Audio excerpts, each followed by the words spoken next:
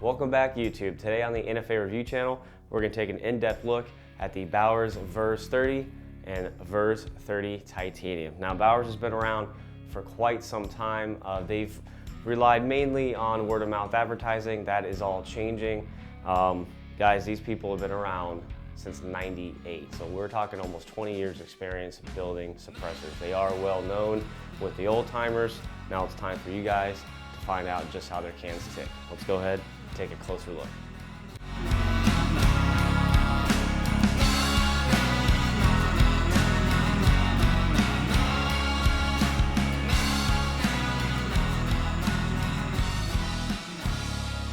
All right, the VERS30, as you can guess, is a 30 caliber suppressor with a very specific design goal in place, and that is minimal point of impact shift, which we will test later at the range. It is hearing safe, and it is rated from 17 HMR all the way up to 300 RUM, so it is a very robust suppressor design. It can even handle limited strings of full auto fire and a 10.5-inch barrel 5.56 minimum barrel length. Another design feature was the fact that they have 27 different threaded mounts that you can buy for this. So basically, if there's a rifle project you're working on, this suppressor will work with it. As far as the specifications, both versions, the titanium and the stainless tube version, come in at a overall length of 9.25 inches, a diameter of 1.5 inches. The stainless has a weight of 21 ounces and the titanium 15.6, so pretty decent weight savings on the titanium model. Both of them share a stainless steel baffle stack. As far as finishes, you have this beautiful black oxide on the stainless. Now the titanium, you have two different options. You can either do the black oxide, or what I opted to do was the raw stainless finish. That way I can differentiate them at a quick glance, even though if you pick them up, it becomes very apparent which is which. And I thought it'd be neat to kind of show it. Maybe we'll get a little patina on here while we're shooting it and it gets heated up. Installation and removal of the mount is super simple. Ships with a flat wrench here that coincides with the hexagonal flats on the rear thread mount. Go ahead and loosen it and it comes out like any other thread insert.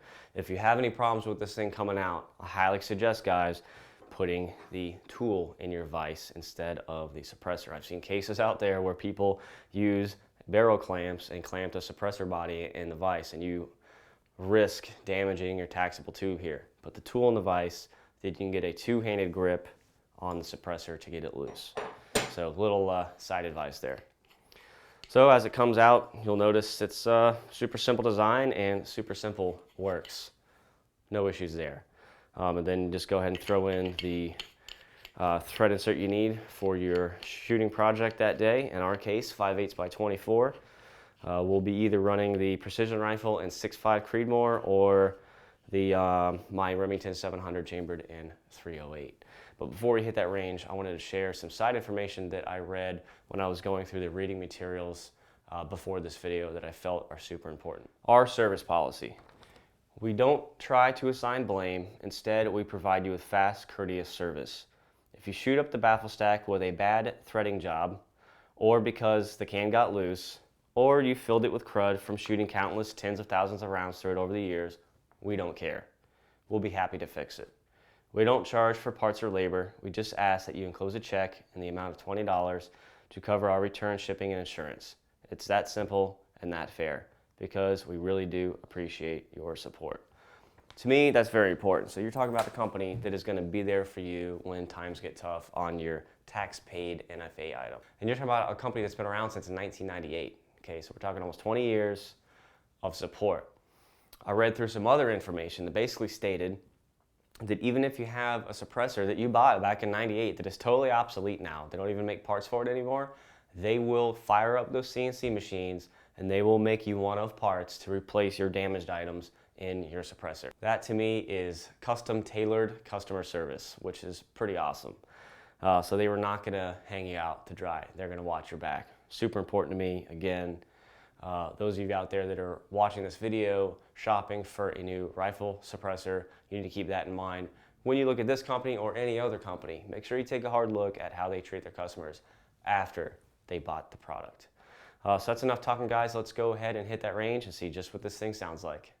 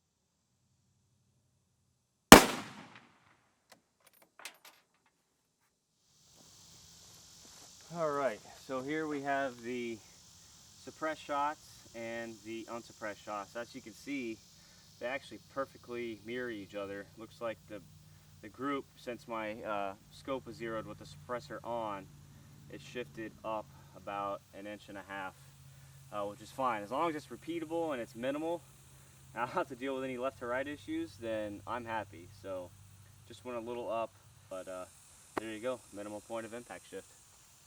Well, I hope you guys enjoyed today's review. I don't know if I'm getting soft or what, but man, my shoulder is freaking killing me. I went through a ton of ammo today to make sure I had all the shots so you guys had a comprehensive review. And shooting unsuppressed 308 full power stuff all day definitely takes a hurting on your shoulder. That's where we're gonna start. Recoil reduction on this suppressor is phenomenal. It was literally night and day difference when shooting the Remington 700 with the Freedom Munitions 168 grain match ammo. Sound suppression, 300 blackout, Hollywood quiet. With the 700, zero discomfort. Even shooting in my bed where I would have some reverb of sound, no discomfort to my ears at all, not one bit. It actually performed a lot better than some cans I've reviewed in the last year. As far as kicking ass in the sound reduction department on full power loads. And I told you we would test point of impact shift. Wow, that took longer than expected. A lot of things happened on and off camera. Once I got everything zeroed in, I shot a group suppressed. So that's where you see it's closer to the bullseye. Took the can off. Perfect mirror image shifted up about 1.5 inches. So I was rust shooting. I'm melting out here in the sun. The mosquitoes were killing me, and I had a ton of issues with my camera overheating in the sun. So I had to hurry up and get those shots in under 3 minutes, suppressed and unsuppressed. That's a minute and a half each, tops. Aside from my crappy shooting, the groups mirrored each other perfectly. So it's not going to be hard for you guys to make an adjustment and move it down 1.5 inches if you take the suppressor off. So that made me happy that there wasn't any left to right movement. So home run here. Great can for the money, and a company that stands behind you 100%. And for those of you that want to meet them in person, they will be at my December shooting event. I'll go ahead and throw the link to that in the description below. It's going to be open to the public in Tampa Bay, Florida, Tarpon Springs specifically, December 2nd and 3rd. Going to have over 18 vendors, flamethrowers in the parking lot, Harley Davidson's going to be there, over 9 suppressor companies, and we are giving away a ton of prizes. Everything that you've come to expect from my shoots, it's going to be there. So again, click that like and subscribe button, guys. We have a lot more videos coming. See you next time.